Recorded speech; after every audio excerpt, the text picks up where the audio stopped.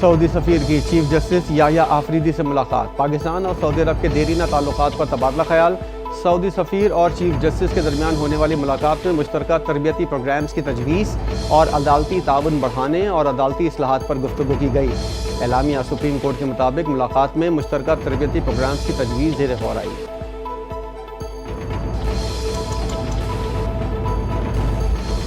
بانی P T I کی رہائی کے متعلق ریلیف عدالتوں سے لیں گے۔ جو ریلیف ملے گا وہ آئین اور قانون کے مطابق عدالتوں سے ہی لیا جائے گا۔ بانی پی ٹی آئی نے کہا تھا کوئی ڈیل نہیں کروں گا۔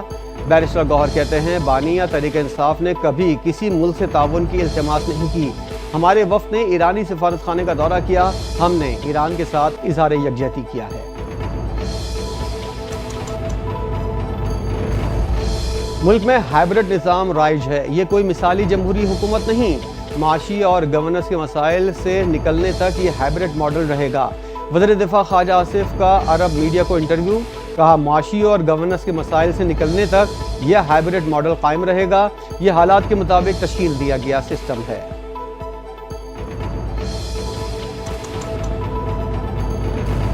آئندہ مالی سال کے بجٹ میں کسی قسم کی ٹیکس ایمنسٹی اسکیم شامل نہیں ہوگی۔ وزیر خزانہ محمد اورنگزیب کا دو ٹوک اعلان، کہا حکومت کی توجہ اب ٹیکس نیٹ کو وسعت دینے اور نظام کو شفاف بنانے پر ہے، کیونکہ ٹیکس چھوٹ اور رعایت کا دور اب ختم ہو چکا ہے۔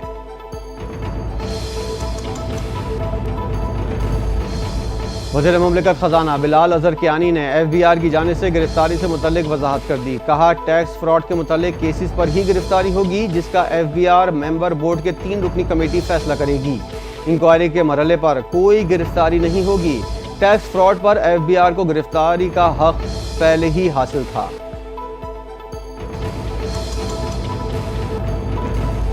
ہائی کورٹس میں مستقل چیف جسٹس کی تقرریوں کے لیے جوڈیشل کمیشن کا اجلاس 1 جولائی کو طلب۔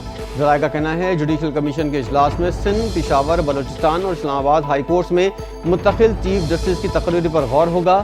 ذرائع کے مطابق اجلاس میں ہر ہائی کورٹ کے مستقل چیف جسٹس کے لیے 3 سینئر ججز کے ناموں پر غور ہوگا۔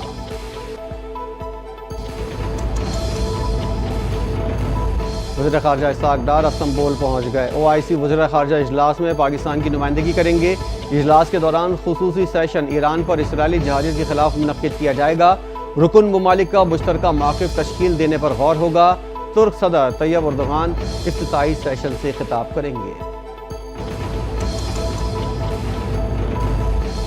اور پاکستان کے خلاف ٹی20 سیریز کے لیے بنگلہ دیش کرکٹ بورڈ کا آئندہ ہفتے شیڈول کا اعلان کیے جانے کا امکان۔ شیڈول میں ٹی20 میچز 20، 22 اور 24 جولائی کو ڈھاکہ میں ہوں گے۔ پاکستان اور ویسٹ انڈیز بورڈ میں بھی سیریز کے معاملات طے پا گئے۔